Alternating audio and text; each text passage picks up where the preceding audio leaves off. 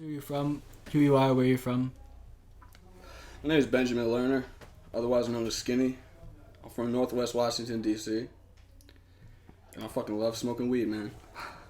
Who are your biggest influences? Influence is a tricky word because I don't really think any rapper should be influenced by another. I would say that I draw upon the styles, and I've been led to believe that hip-hop sounds the best in the styles of mid-90s rappers mixed with some of the more underground rappers of today. I do a couple old school songs, but I also do a couple new school songs. But if I had to name a primary influence, it'd be Big L. I think he's the greatest rapper who ever lived. No doubt. The struggle for me was never really lyrical. I don't want to be arrogant about it, but I've been writing poetry since I was 8, and I've been playing classical piano, and I pretty much think I have the whole rhythm thing down. The whole thing with me is kind of finding a niche and establishing myself, because even though it's a blessing to have not just Eminem as the one, I don't want to play the race card, but white rapper in the game, ever since Mac Miller and like Sammy Adams and Hoodie Allen, even though no disrespect to those guys, they're grinding, they're doing their thing, but like ever since they've come in the game, white rappers have kind of been cornholing this niche again. And in the 90s when Eminem came out, there was a lot of adversity and hate against him, but he managed to rise all over it, and there was no stereotype associated with him. And that's what I struggle with, is not having a kind of like corny, like college backpack rapper image when I'm really trying to represent something else.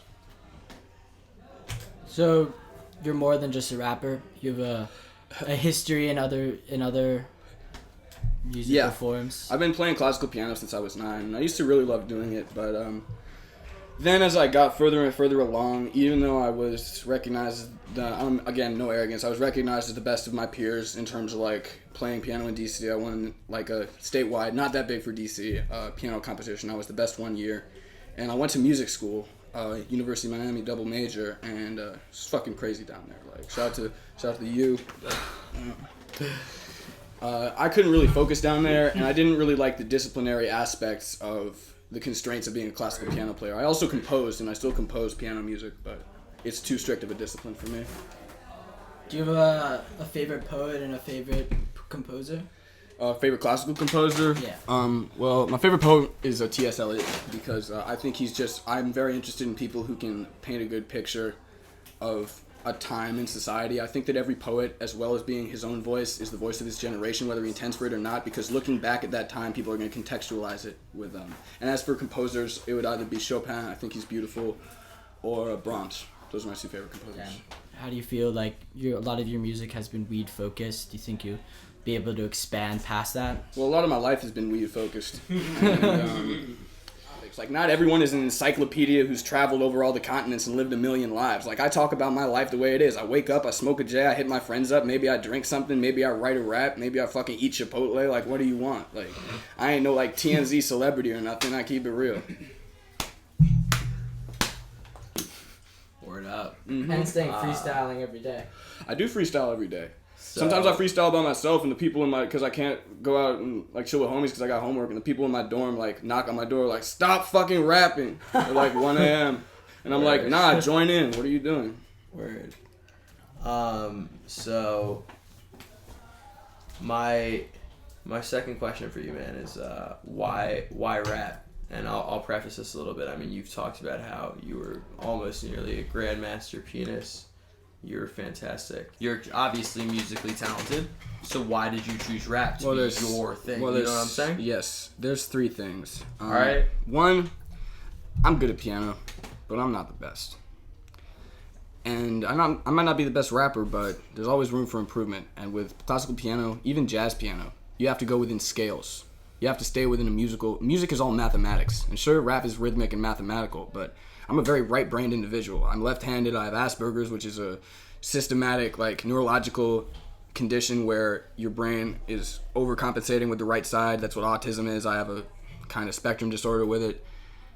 And I can't sing. I might be able to hold a note, but, like... And honestly, if you ask me who my idol is, I wouldn't say Big L. I wouldn't, like, say Eminem, even though those are my 2 favorite rappers. I'd say, like, Sid Vicious and Julian Casablancas from The Strokes. Like, those are what I want to be. I want to be the skinny hipster in the leather jacket, but I can't sing. And I can't play guitar. And I don't look good with long hair. So, like, what the fuck am I going to do? Like, dance around? Like, tap dance? Like, I don't know. I'm going to rap. That's what I like to do.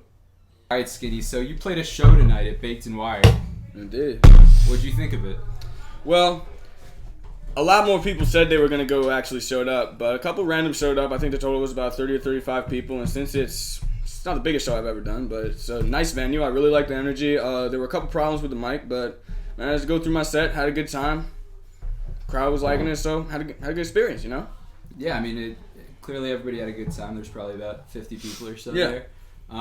But if, you probably want to end up in a place where you're selling out venues, packing venues, right? Well, the first show I ever did was actually a sold-out show, and I Right. sold 50 tickets to that, which was 10% of the show, and I don't mean to be like, oh, I sold all those tickets, but it was Mac Miller at Jack's, and it was last September, and I also did a show with a project, and that was a 500, 600 person venue, so I know what it's like to perform in like half a thousand people, and there were like 300 when I performed with Pat at Ibiza in September, and I definitely want to be selling out arenas, but I want to be selling them out without selling out, if you know what I mean. What do you think it'll take for you to get to the point where you'll be selling out concerts regularly? Good marketing, good videos. And what does that look like to you? I did a song with Smoke DZA that really worked out, and I liked the promotion on that. It was on Two Dope Boys and everything. It's got like 90,000 views on WorldStar and this other site now. But I thought my promotion on the Mac Miller track could have been a little better. And Timmy Driscoll did me a huge favor. Shouts to FTF and all them. But I think it could have been handled better as a music video, and I could have personally handled the way I presented it better. All right, so on your last tape, Smoke Kings, you had that Smoke DZA feature. You had that Mac Miller feature with the Smoke Kings video on YouTube. You had Raekwon on the tape. So you've clearly Percy P on the tape, Yeah. on that Eddie Simmons track. Project Pat. Ooh. So you've got all these names. You've clearly worked with some good artists, some popular artists. Do you feel that was worth it? And in the future, are you still interested in getting features like that, or do you just want to work on it? I'm doing another solo? song with Pat on Smoke Kings too, and also Fat Trell. But that's because I have a good connect on those prices, and I'm getting it for little to nothing because Pat really fucks with me because he likes my verse on the last song. I wouldn't do another song with Smoke DZA because really like the guy, he's a nice guy, but it was really like hard to get the crew up to New York, and like it was a good day, and it was like a great song. Smoke's a great rapper, but I really the point I'm trying to make here is not like single out Smoke DZA because he's a great guy. It's just that I don't want to like be going on the road and have to like take up serious amounts of money and time in order to do features. I want it to be like organic and natural shit that happens. What do you think about the DC hip-hop scene right now? Who are some artists that you're fond of? And where do you think it's going? I think it's burgeoning. I think Logic is great. I like Fat Trell. Fat Trell's killing it. I like Black Cobain. I like Phil Ade. I love Cam Royal. Cam Royal, you can catch him on the college blog circuit. His big song, Dude, his fresh-ass video. Cam's a great kid. I like EQ. He's kicking it. He's based out of Richmond now. He's from Northern Virginia. He's a real good kid. Helped me out with some features on Smoke Kings. Real good.